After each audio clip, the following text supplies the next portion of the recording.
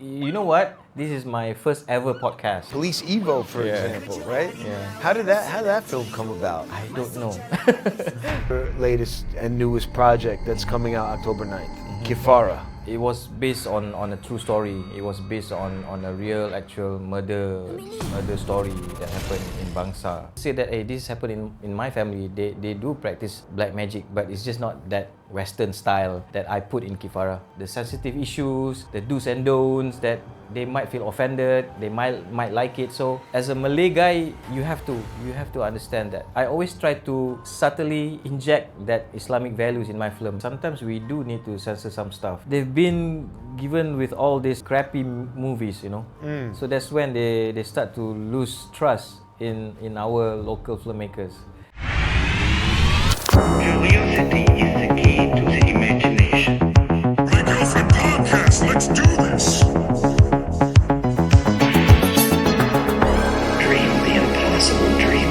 Welcome to Mike Helfman's Curiosity Podcast. I'm shy. I'm camera shy. You know what? This is my first ever podcast. Okay. I ever attended. I'm honored. Yeah. Thank you. Yeah. Thank you very much. Yeah. But I want to get right into your latest and newest project that's coming out October 9th, Kifara. Yeah. It looks like a horror film about, from what I saw from the trailer, black magic, cult. I don't know. What can you tell us a little bit about? What can you tell us about it? Originally, when I was approached to do this film, it was based on a true story. It was based on a real, actual murder story that happened in Bangsa, and that what intrigued me to join in to write the movie with the producers and all. Unfortunately, due to some rights and legal issue, we can't actually mention about the family and all. So we create the backstory of how it all started. So yeah, and as I wrote it, I kind of like tried to fuse it with Islamic values and at the same time horror. You know, so it's about, I can say the premise is normal. It's basic. The stuff that you've seen it many times. You know, a boy, a son that has to come back home after so long being away, and the father is dying, and he just want to confront his father and have a closure before the father died. So little that he knows, there's some black magic, practices from his stepmother in that house that leads into all these horror elements in that movie. So yeah, that's pretty much about it. Okay. I mean, the trailer looks good. I have to say, like, that was one of the things that caught my eye. Like, the visual quality of the film looks super high quality. Like, really good cinematic shots. Who is the cinematographer on that? It's a friend of mine. His name is Izzat. He's been with me since I did a film with him called Tokan. He was just a gaffer. He's one of the crew, and he actually came to me during the shoot of Kifara. He told me that once he said to himself that one day I'll be a director of photography for that director, which is me. So I was like, oh really? So now your dream came true, you know? So he was so honored to be part of it. And yeah, he's been with me in doing music videos, TV commercial, and also he kind of knew my sense of cinematic values, lighting, composition, and the rest of all those elements that he need to put for me. Yeah, I mean, I've seen a couple of Malaysian horrors, and this one, from what I've seen in terms of the trailer, like the quality of the shots just looks quite beautiful, right? And the tonality of it. Thank you. I like it. I'm excited. I'm excited to go see it. And it's got who? Remy Ishak. Who else? Who's in it? Rita Nadira. Rita Nadira kan? I only know her by Rita. Namron, Sharifah Sakina. Okay. Vanida Imran. Yeah. Yep. Yeah, and Scope produced it, right? Yeah, Scope and My Way Right. produced it. Right. Yep. Yeah. Full disclosure, investor in the film. But regardless, I'm excited about it. Very excited Thank you, about it. thank I you. think Malaysia needs a good horror film. It's been a while since we've had a good horror film here. Yeah, I think we lack of understanding story structure in horror. Not to say that I'm good, but I've been studying. Before embarking into any project, any genre, I will find references. I will watch a lot of video essays. I will read a lot of books. So in this particular case, I studied few directors, film and also TV series such as Mike Flanagan. Doctor Sleep, and his TV series Hill House, Haunting of Hill House. So this director is the new director that somehow influenced me to do horror. I love Mike Flanagan. Yeah, I'm sure you. What was the one that he did that was all about the Edgar Allan Poe stories? What was that one? That was a good one. Yes, the Fall of the House of Usher. Yeah, Fall of the House of Usher. That was incredible. That was his recent. Yeah, that was amazing. Yeah, the script, the dialogue was fantastic. Because nobody's done an Edgar Allan Poe horror film for a while, and he turned it into like this anthology series that was so good. Yeah. So really well. The difficult part of this, when living in Malaysia, I have to balance it with what our local want and what I want. Influence from Mr. Flanagan. That's the difficult part. You see?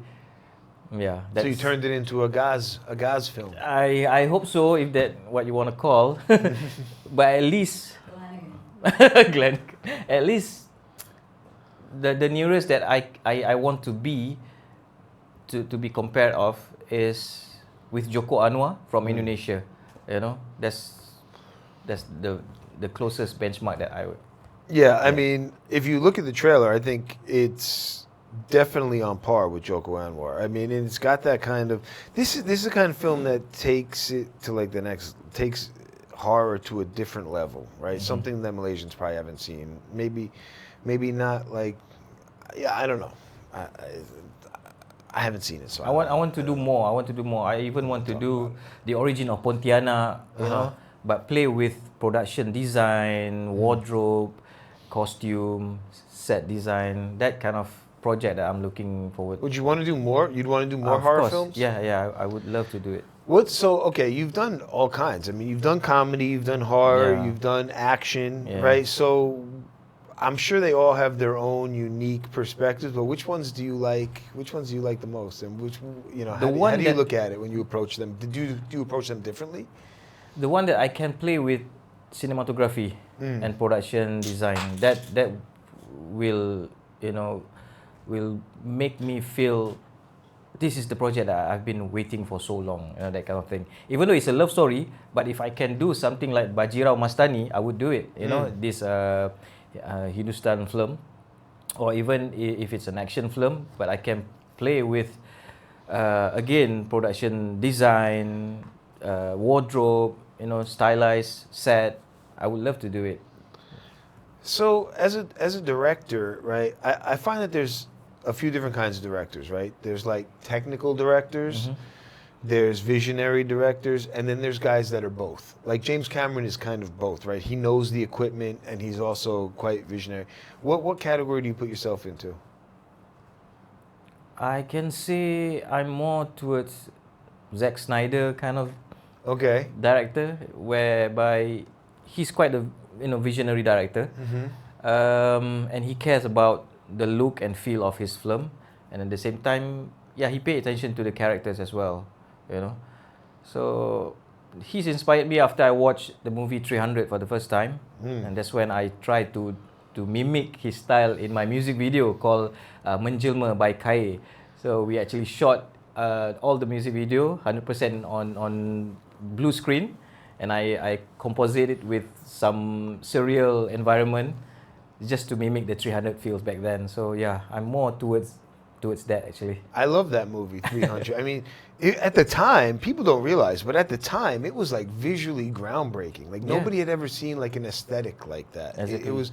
I feel like after that, they started making like Instagram filters to mimic that like almost the style of like an old Roman painting, right? With like deep shadows and these muted colors, right? Yeah, I love that movie. I really, really love that movie. How's your reaction? Where were you when 300 came out? I was in New York. I was in New York. I saw it. I think I saw it in the theaters. I can't remember if I saw it in the theaters, if I saw it on at home on TV. But I was definitely in New York, and of course, the most famous line. This is Sparta, where he kicks the guy. You know, that's just it was great. The other good one was when he said, I love Michael Fassbender's line when he said, if your arrows blot out the sun, then we'll fight in the shade. Great line. Great line, right? great line, great dialogue. Yeah, so it was a really good movie. I mean, obviously not realistic, but fun, a fun movie. Yeah. And it kind of introduced me and probably the rest of the world to the whole Spartan culture and how they were like these real warmongers and like these just warriors, and also not only that, but the phalanx, like the style of fighting that they used. I thought that was super interesting. You know, because that movie came out in like the early 2000s, right? Must have been like 2004, 2003, something like that.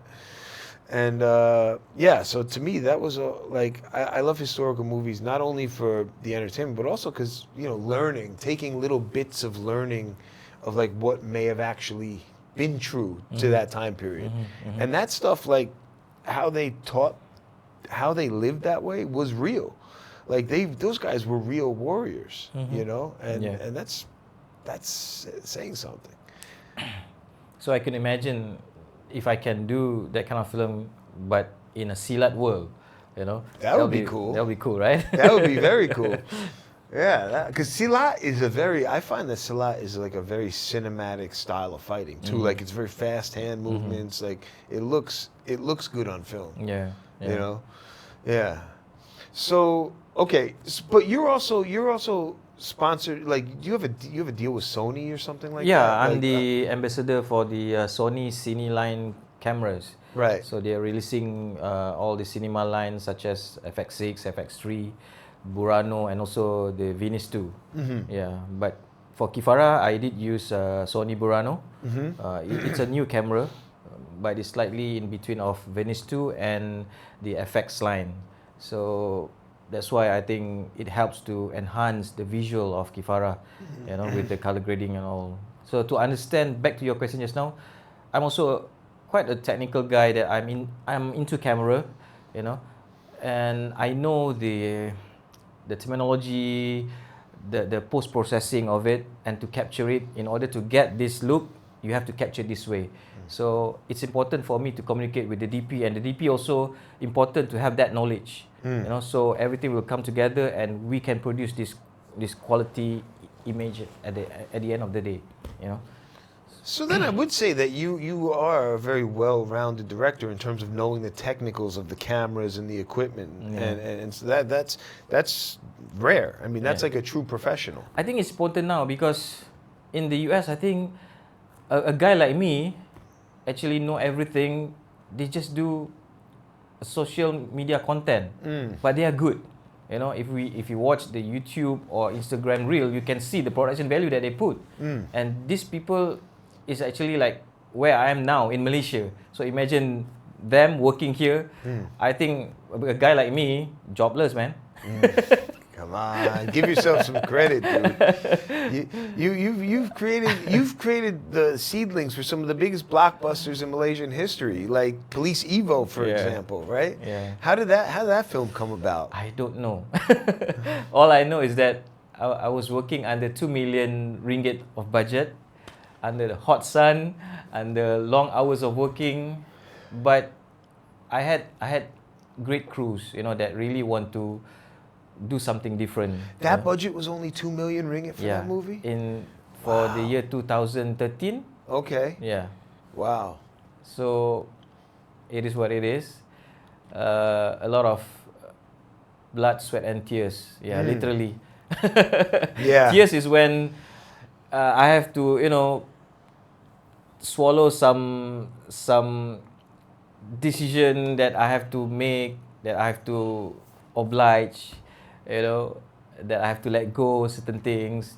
So yeah, it's quite an experience for me. But to get that quality out of a 2 million ringgit budget, I would say is a feat in itself, right? Yeah, this is when you watch a lot of other film that inspire you. For Polis Evo, I think the reference people can see that I'm referring to Bad Boys, Lethal Weapon, and all those action genre buddy cop film. So it's not that hard, but to put the local element in it, it's tricky, So you have to be, for a Malay film, you have to be down at your Malay inside you, That's when I was lucky that the backdrop was in Terengganu. I was lucky that I just did a travelogue that I shoot all over Terengganu, so I know certain location, I know certain dialect. So that is when I bring out the best culture from Terengganu and I put it in that movie. So that's why I think it's turned out to be well and well, received by the audience. So speaking of Malay films, how important is it to put that Malay aspect and that cultural aspect into the film itself? It is important because you are trying to connect to the audience, and we are talking about Malay. And a movie like Mat Kilau has proven that Malay people will watch film, will go out and watch in the cinema. 90 millions box office collection, it shows something, right?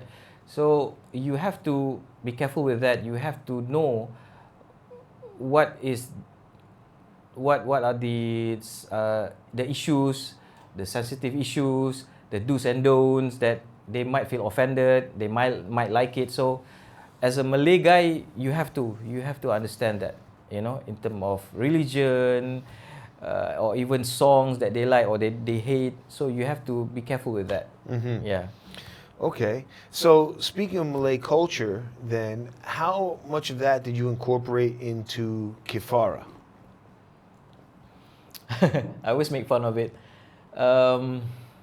Spoiler alert. Spoiler alert. Because when you watch the movie, whatever happened, in the house, upstairs is all Malay mixed with British colonial culture. But when you go down, it's totally Western world. I mean, when I refer to the ritual room. So it's kind of tricky, but I think it works because of the house itself. It looks colonial, right? So if I put it at the basement, a reference to Thailand or some Eastern black magic, I don't think it will work. So that's a blessing for us to use that house, actually. Yeah, so to combine with local culture it's how I portray Remy, being educated in Islamic values, and also he teach his son also the aspect of being a good Muslim, and the standard conflicts between husband and wife that we Malay drama people love to watch that. Yeah.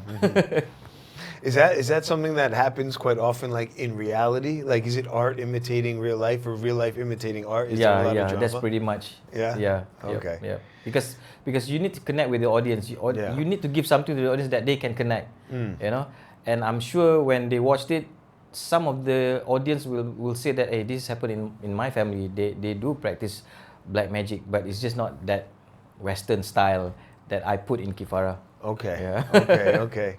And okay, so speaking of like Malay culture and faith and Islam, how do you, and you yourself are also quite a faithful man from what I understand. How do you incorporate that into your films, or does it affect the way you look at films or want to portray your films? I think lately I'm in this transformation of being, not to say religious, but adapting it, learning, try to stay away from all these sinful acts that I used to do, and try to not to say being preachy in my film, but I always try to subtly inject that Islamic values in my film. Even from Hantu Kapcai, my first film, I try to show that how the dead wished if they can come back and they will repent. You know, that kind of plot in that movie. So yeah, because this is what I learned from the Western, you know, when they try to show Christianity, they put some certain scene, even like the movie John Woo, I think it's Face Off or one of those his film that he did this gun fighting in a church. Yeah, I remember. So Face Off. That's very subtle to Christianity reference, right? So that's what makes me ask myself, I can also do that, you know. You know, subtle values that I try to portray in my film. So Kifara, yeah, it's part of it. And even the title Kifara also, it's straight away reference to Islamic term. Yeah, for sure. Okay. So speaking of things that influence your films, right? Like when you were younger, is this something that you always wanted to do? Did you always want to be a filmmaker, or did you want to be something else? Actually, when I was young, my dream is to become a singer.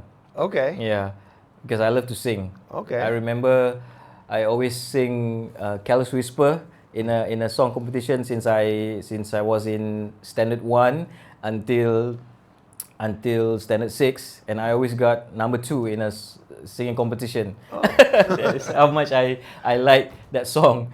But then I start to imagine stuff in my head to become that singer. Okay. You know, so that's when I became strong in visual of an artist performing some songs, right? And that's when I end up become a music video director. You know, after I watch a lot of music video, and that's when I said that, hey, maybe singing is not it. You know, maybe I should become this person behind the camera and capturing singers singing the song. You know, so that is how I adapt my style in film, because my mentor, my idol was people that actually came from music video background, such as Francis Lawrence. He's the one that directed the Hunger Games. I love all his music video because it's so stylized and has a lot of production design in it. Mark Romanek, he's directed, I think, only one film called 1 Hour Photo starring Robin Williams. I like that movie a lot. Yeah.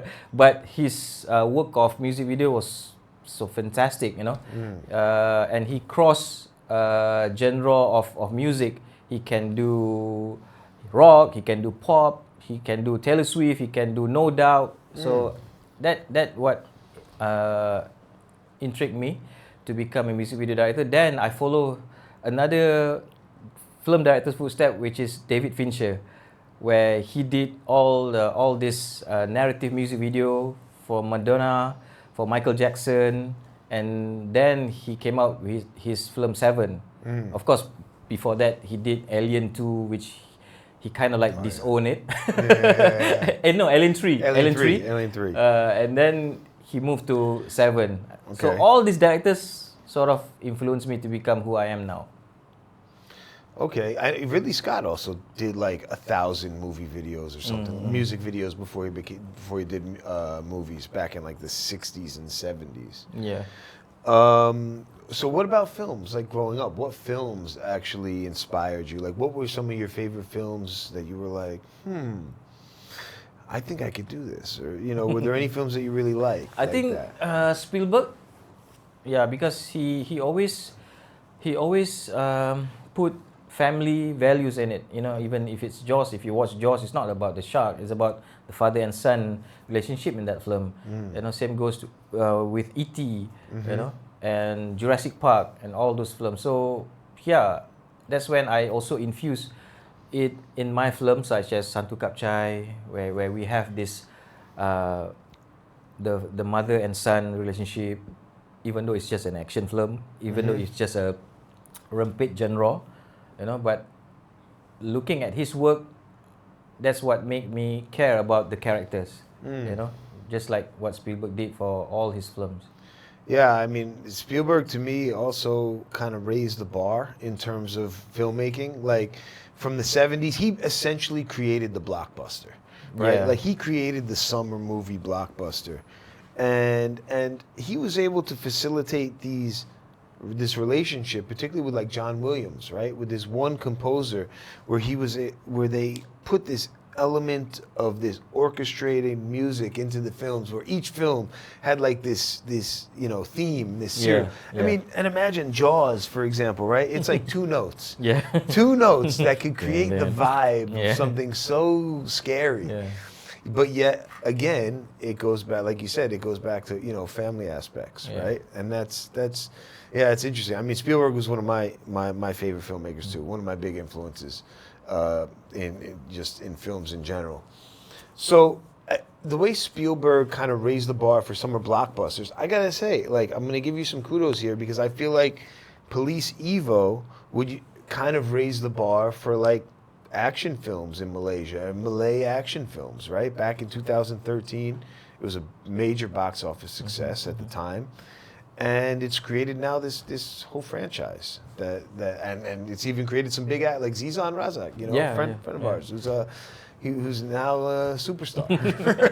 Yeah, I was lucky to have those two actors on that set, you know, because they really bring the characters alive and lively, and I managed to capture few memorable scenes, you know, few memorable character. In fact, for example, like Mat Yam, people remember him, Amirul Effendi, you know, the bad guy, the villain guy, Ayi Usairi. I think his name in that movie is Israel, even though it's never been mentioned. But all in all, I have to give credit also to my producer Joel for pushing me, even though we have some differences on set, off set. But throughout, I think because that's his baby in a way, that he cares so much, that he put all of us under pressure most of the time. But in the end, all we wanted is just to come up with a good film, and we did. Yeah. So thanks, Joel. How does it make the fact that there's a censorship board here, and we also have a ratings classification in Malaysia, right? So 18 plus, 16, 13, right? Have you ever felt that it kind of put you in a box in terms of creativity, or have you ever felt, you know, kind of withheld from creativity because of the censorship? I think not really, actually. Sometimes we do need to censor some stuff. Okay. I mean, for the kids to watch it, for other religion, other races to watch it, you know. So we need that in a way to control. If I can't do some shot that I feel like necessary for the scene or the characters, due to the censorship, I just have to come up with something else, and that push my creativity even more. So I guess I'm fine with it.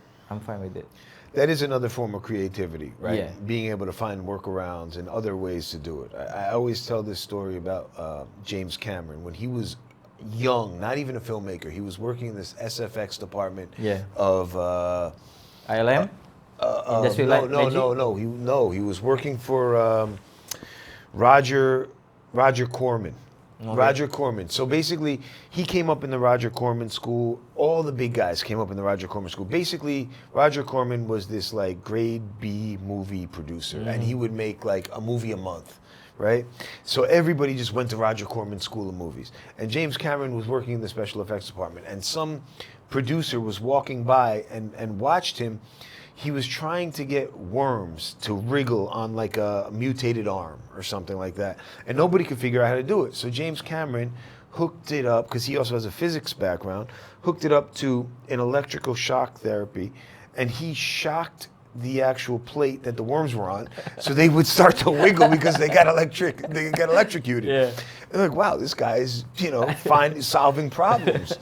So it's the same thing, right? Yep. It's about solving Solve problems. the problem, yeah. You know, and I was talking to somebody the other day, you know, there's two ways to approach that. Some people say, oh, we could be the victim, or we can blame somebody else and have a negative attitude about it. And then there's the other side. You have a positive attitude about it. Hey, it's a problem. Okay, let's solve it. Yeah. What's the answer? What's the solution? How are we going to do it? Yeah. Right? Yeah. And that's why I think, you know, you're a successful filmmaker, because it takes a lot to be able to make a film, right? I mean, Yeah. even being able to make a film and just have people see it is an accomplishment in itself. Yeah. Right? And you have some good ones, and sometimes maybe you have some ones that, you know, don't do well at the box office. And I Yep. think a lot of people have those. Yep. Have you had any films that you feel could have been better received, or like you were like, I don't know, should I go with one, or did you happy with everything that you've done? Of course, it's never, you know, it's never a perfect film for me. But those mishap and weakness that I found, I always took it as part of learning process, that I put it into my next film and become a better filmmaker. Yeah. You know, and how to solve problems on set, how to become a good friend to the producer, how to do PR with the crews. So all this need, you know, a lot of learning experience on set and off set. Yeah, I guess that's like the artist's dilemma, right? Like, how do you know when you're actually finished? Because there's always more improvements that you think you can make. I get it with film, I understand it. The one thing I don't understand it with is like a painting, right? Because I feel like there's always one. How do you know when is the last brushstroke? Yeah. You know, Yeah. but that's well, I have to have that conversation with a painter. So you know, Kafara is your first like true full-on horror film, right? Yeah. But you've also kind of done horror comedy with Hantu Kapchai. Yeah. So how is it different? Can you, like, I don't know, give me, like, obviously Kafara is more darker. Hantu Kapchai has probably got a little bit of both. But how is the experience different when working on it? First of all, when you do comedy, you yourself as a filmmaker and director, you have also to be a funny guy. Not really funny like a stand-up comedy, but you have that sense of comedy in you, in terms of timing, in terms of improvisation on set. So this is when you try to blend with horror, you know. But in horror comedy, normally audience already locked in their mind that this film is not gonna scare me, you know. But they just want to they just want to enjoy the comedy moment when the characters dealing with this some scary scenes, you know. So you just have to find when do you want to haunt or to scare the audience, and at the same time you have to inject that comedy part, all right? So to have actors like Zizan in that movie helps a lot, you know. You can't. It's gonna be tough if you cast a serious actor. For example, like even Remy Issa was also in that movie, and I somehow managed to transform him into a comedy actor in that film, you know.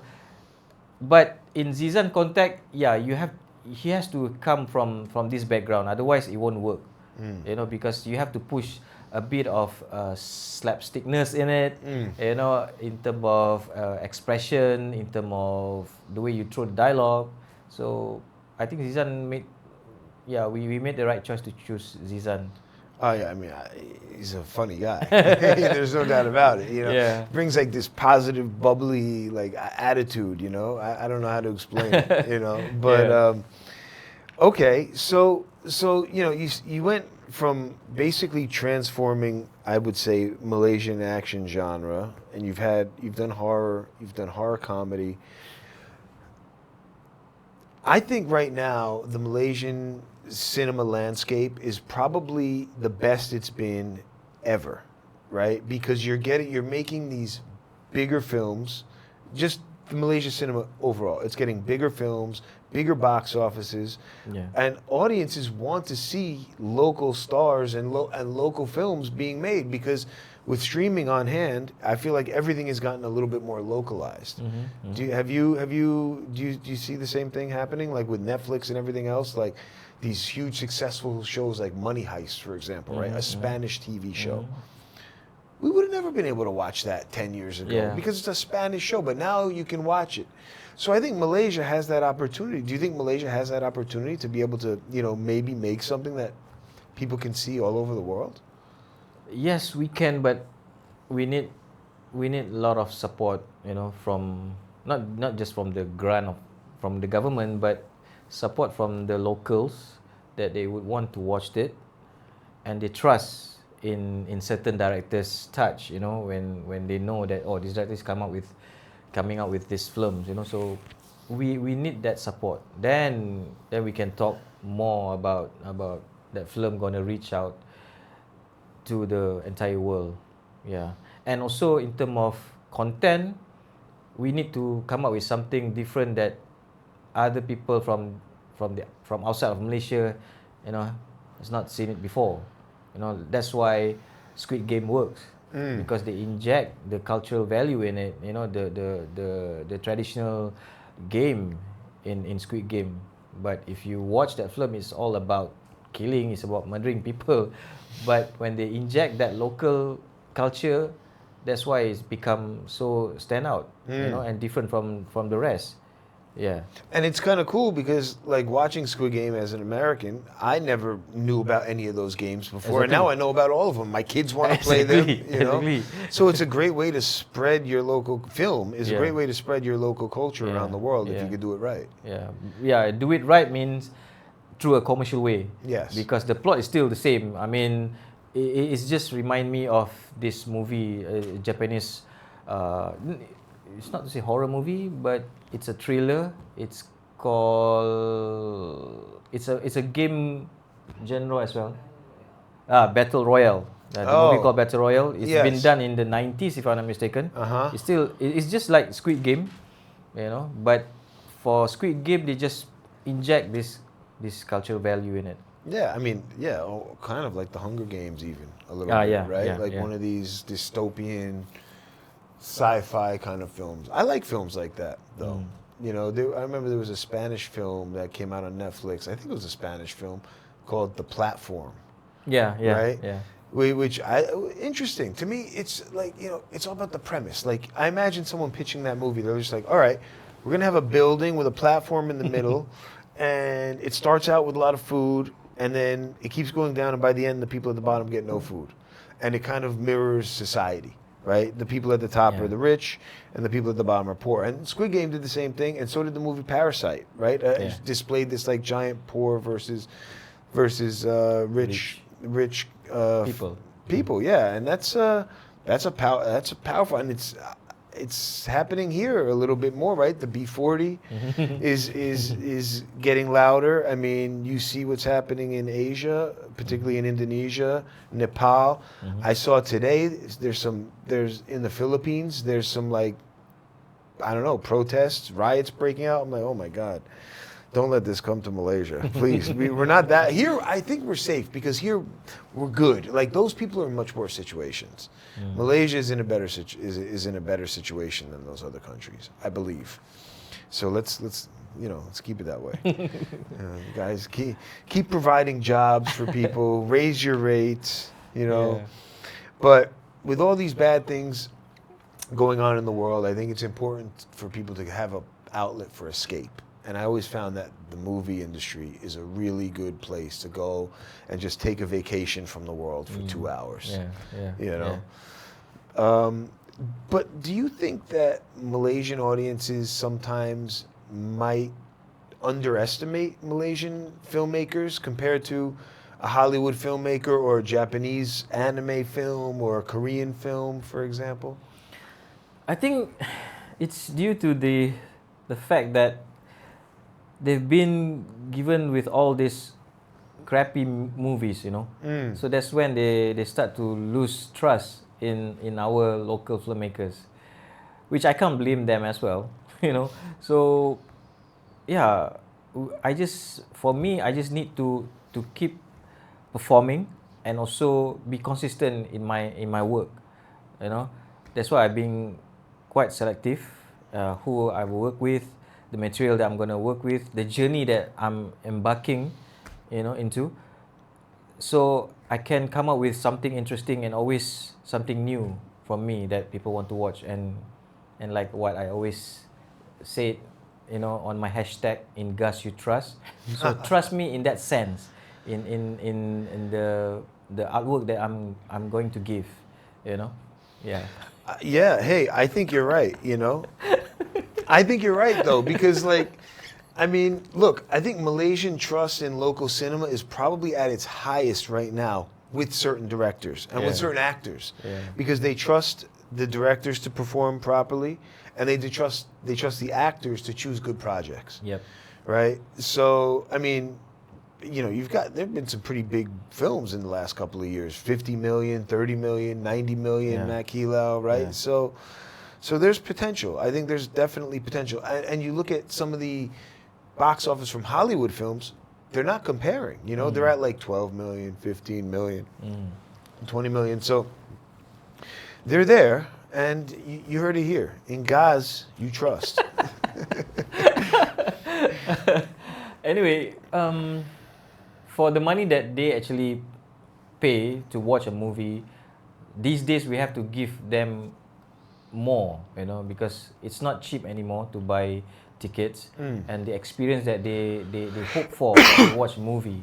So it has to become like all in place together. That's why I told my my two producers in Kifara, the only way to elevate this film now is to have a good scoring, you know, music scoring and sound effects. And we did. And I got goosebumps the first time when I watch and hear it. And I can bet the audience also will feel the same. And I put where, you know, where they feel their money is. Yeah. Oh yeah, man! I heard that. I heard the song. The song is amazing. The song is really, really. It's a really good song. And even in the trailer, the like the sounds that are being used, and the song in the trailer is really good too. The one. So I'm excited about that because for me, listen, I'm preaching to the choir here, but as you're an expert in film, would you agree that 50% of the film is sound, right? And audio. It's so important. Definitely. Yeah. When I watched Nosferatu, the latest one, I got spooked with the sound. You know, I watched it on IMAX somehow, you know, and I think it's less than 10 people in the cinema, so I kind of like own the cinema. So the sounds was really good. It would stand out, you know, really well. You know, I wish Kifara could be in IMAX as well. Yeah, I hear you. Because I think that's not something that's really that prevalent is horror movies in IMAX, but they should be because it'll make it that much scarier. Yeah, right? Yeah. For me, the first films where I really ever realized how important sound was is going to sound funny, but it's Star Wars because the sound of, particularly during like the pod racing scenes, right? Where it's like, whoa, whoa, whoa, whoa. You know, like the sound is just so unique. Where did you watch it? In the cinema? In the cinema, yeah. Well, that was back in the 70s? No. The second round of Star Wars film. Oh, Not that old. In the 90s. In the 90s. Trying to hide my immortality. But you still look young. Are Yeah. you like in the 30s? yeah, there you go. So, how do you approach working with like actors? And you know, I'm sure every actor is different, right? Is it like as a director? What's your strategy when it comes to working with direct The actors? first strategy is try to avoid the actors that I don't want to work with. Okay. As simple as that. And the second part is when I know who's the actors, of course, I just try to be friends with them. You know, do some ice breaking, have some, you know, lunch or dinner, get to know them, you know, get to know what they like, what type of film that they love to watch, you know, the actors that influence them, you know, that kind of thing, yeah. And yeah, eventually, hopefully, that it's not just for the film that we become friends. And I do hope after making that film, we eventually become true friends, like what I have with Zizan. So even Zizan is kind enough to post the Kifara trailer without me paying anything to him. I said, Zan, do this for me, you know, to show the blood brothers that we have. So he just instantly posted. So I'm very grateful to have a friend like that. You know, not just because I'm the director and he wants to be in my film, but you know, offset, we can hang out, we can say stupid jokes, you know, talk about anything, everything. Yeah. Yeah. So Offset, what do you do, Offset? I know you're a hell of a tennis player. Yeah, I do love tennis. I've been playing tennis since I was small, you know, and I still play it because I think there's some research saying that tennis player live long, you know. I heard about that. So yeah, so I'm into that. Even though pickleball sekarang ni is the in thing now, but I tried, but I still go back to tennis because I think that give me full satisfaction in terms of cardio, in terms of quick thinking, you know, because you have to think, you have to, you know, look at the ball instantly and think where to put the ball, you know, and the sweat and all those things lah. Hand-eye coordination, right? Yeah. That's what they say. It makes you live longer because you're using your mind and your body at the same time. Yeah. Yeah, I try to play once a week, but I'm terrible. I'm terrible. It's not my sport. We can play. I can coach you. Yeah, it'll be a slaughter. I like golf. Golf is my sport. Oh. I like to play golf. I play golf once or twice a week. I try to. My fellow actors been asking me to play golf, like K. Rahman, Sin Kutsi, they're all into golf now. But I said, golf. I don't know lah, not yet lah, I think. Tennis players historically are actually really good golfers. Yeah. Like Rafael Nadal, he's got a funny looking swing, but the guy, he's scratch. He's like almost pro level, you know. Yeah, he's a I really think good the way he golfer. swing is just like his backhand. You know? Yeah, So that's why it's exactly. funny. But yeah, it works for him. All right, so getting back to movie making, what do you think about AI and its effect that it's going to have on movie making? Have you looked into it? What are your thoughts? I think in a way it helps to speed up the process. Because at the end of the day, people still want what we feel, you know, as a filmmaker, the thought that we put into it, you know, rather than typing prompts and hoping it will come out the first time perfectly.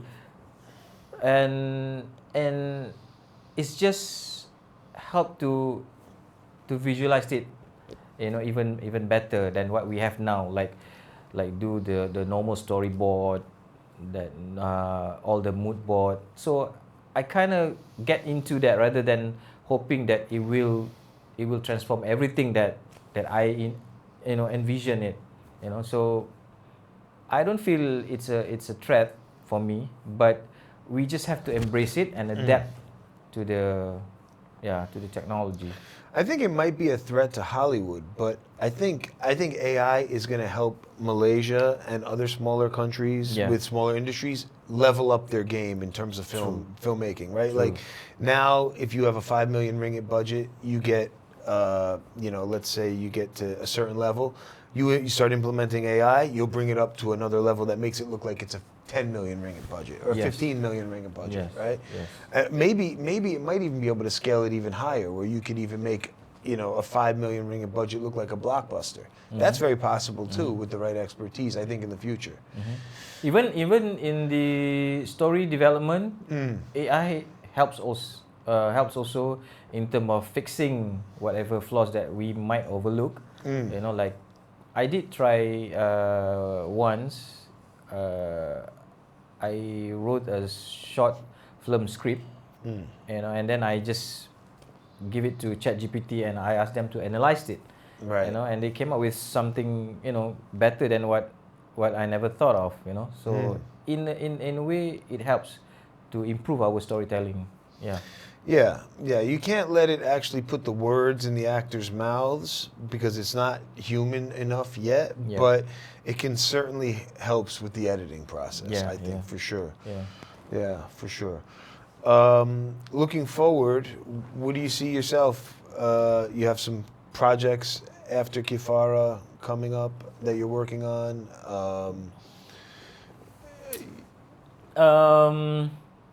Currently, I'm prepping for my next action film. It's for the it's an action film, a uniform action film, just like what we already saw in Bomber, in Pascal, in Air Force. So mine is gonna be the MACC unit. Yeah. That could be quite controversial, actually, if you go after the right guys. but I'm making it, you know, in the spirit of Mission Impossible, Okay. Tom Cruise kind of vibe. Malaysia has a special branch, don't they? What are they called? Special branch? Yeah. Right. Okay. But I'm lucky that MACC actually they have this special force. Yeah, with all the tactical suit Really? and uniform. So I put it in that film rather So- than boring, you know, office attire Right. or standard uniform. So I have that few scenes in it. Yeah. So don't be corrupt. These guys are going to come after you. How important is it for a Malay to direct a Malay film? Like, do you think that there's a difference in a film if a Malay directs a Malay film rather than somebody from another culture directing it? We have to look at few aspects. First of all, from the commerce aspect, the commercial aspect, and the other aspect is from the meaning of it, you know, of this film, what they try to say. If it's a movie, you know, from a Malay director and it's about Malay people, then I think the Malay director also need to understand the roots of this character that he's talking about. Like Din Said, you know, when he did Bunuhan, I think he understand the root of the characters from Kelantan.